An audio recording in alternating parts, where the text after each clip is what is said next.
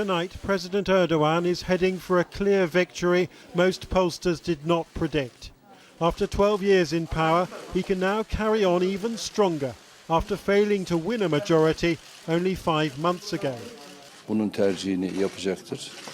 We will respect the people's will, he said this afternoon, but his critics fear that after another Erdogan win, Turkey's increasingly illiberal democracy will take another turn for the worse. Today's election may have been decided here, in the vast concrete jungles which encircle Istanbul. Now a city of over 14 million people and growing all the time. Way off the tourist trail, this is Esenyurt. And though many here credit Erdogan and his AK party for this social and industrial revolution, it's a far more divided place than at first appears. Full of observant Muslims, but many of them also Kurds, who've fled decades of conflict in the southeast. And while some of these voters praise Erdogan as a guarantee of stability, others accuse him of sowing chaos, of refusing to share power, even of deliberately restarting the Kurdish war to shore up nationalist support. This is Turkey's second general election in 5 months after the failure to form a coalition last time round. And the fear is that Turkey is now so polarised between secularists, Islamists, nationalists and Kurds that it's heading for a period of prolonged instability and unrest, whatever the election result. And President Erdogan, Turkey's most significant leader since its founder Atatürk, is either loved or loathed.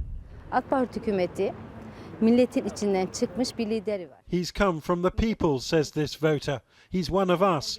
If he was a dictator, as some say, then you wouldn't be able to report here. Her taraf.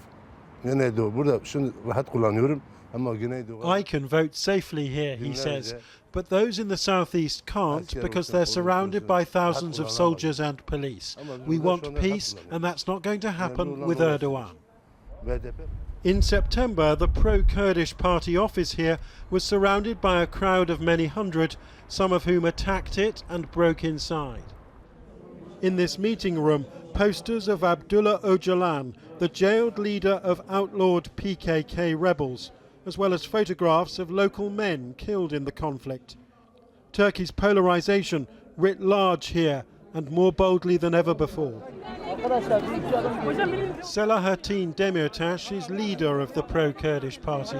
He's hoping to take more than 13% of the vote, as he did in June when he denied the president his majority. But any kind of Erdogan victory is no guarantee of peace. No matter what happens, the AKP party will stay in power. The question is, will it have enough power to become even more dominant and assertive, or will its ambitions be curbed a little bit? So I'm worried that the governing party will win another victory, and then this will be a justification to go after the so-called enemies within. And if Turkey's Kurdish conflict spreads, as it might, to places like Esenyurt in Istanbul, what hope of it helping refugees or fighting jihadists in Syria if it's busy fighting here?